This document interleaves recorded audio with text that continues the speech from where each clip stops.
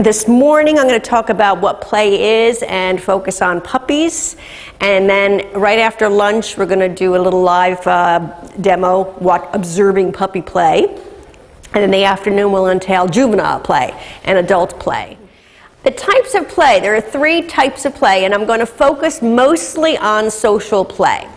A little bit on object play later on in the afternoon, but I'm not going to get into play fighting. Now, social play is between 2 or more individuals, okay, and that can be interspecies or intraspecies. It can be one or both. When we talk about object play, it involves involvement with an inanimate object. And scientific studies are really confined to a very small range of species, and not much research has been done with dogs playing with objects.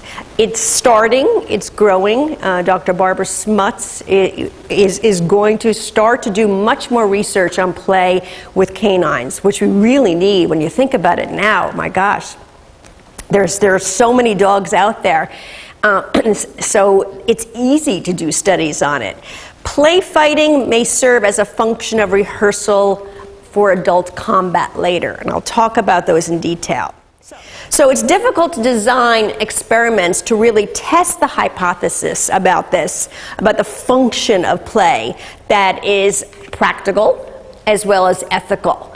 And there have been several studies done on it, but they have not done it on canines yet. Now, as I talked about also, remember it's closely linked to behaviors in other contexts. So anytime we take a look at animals playing, it's going to be very closely linked. So play is not only a category of behavior, but it defines the state of the animal as well, the mental state of the animal. And it's just like us. We don't feel very playful if we're in a bad mood, if we don't feel good.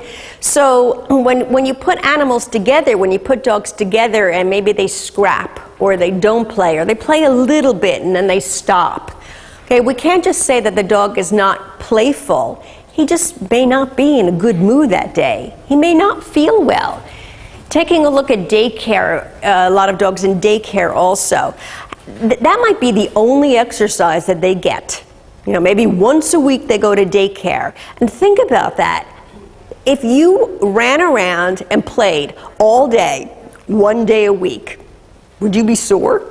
Yes. Yeah, probably. And that's a lot to expect. And a lot of pet owners say, well, gosh, you know, why are you giving him rests? Why is he getting nap time? Well, they can't keep playing for 8 hours. Hey, if we watch animals play, 5 minutes is a long play session. Okay, tell them okay, go play. Okay, go play. Go play.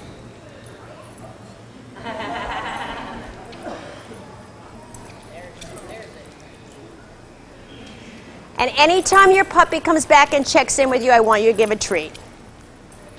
And I'm going to let you do that now.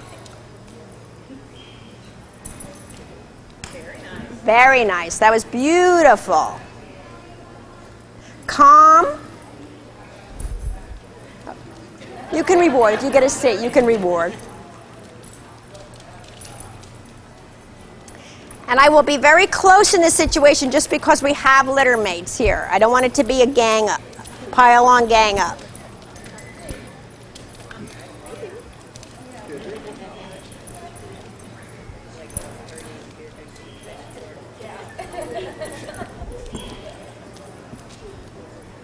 Very nice. Nice check in there.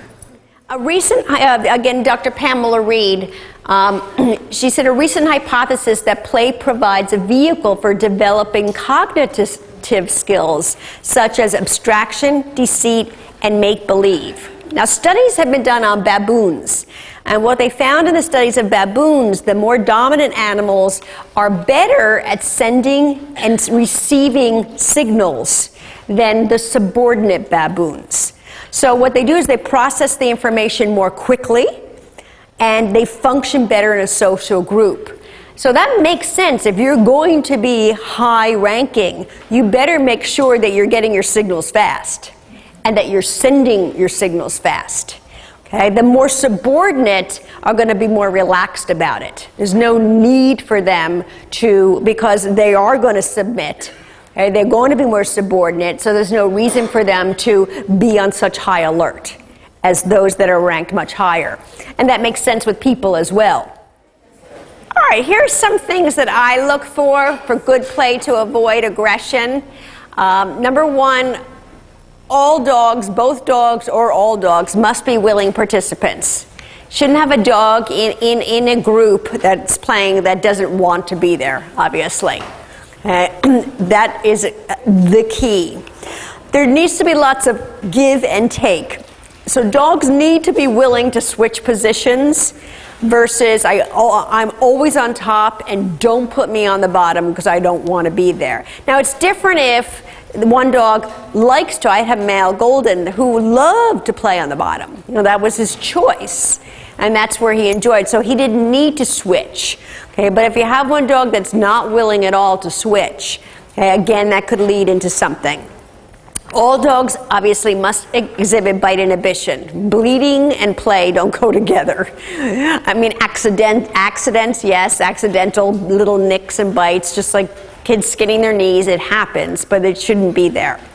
Avoid allowing the dogs to become overly aroused. So that's where supervise, supervise, supervise. Stop it early and know when to let them work it out and when not to.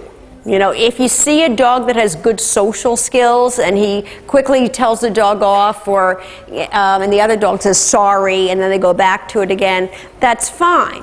But if one dog is forced to continually to have to tell another dog out, that can escalate then into aggression.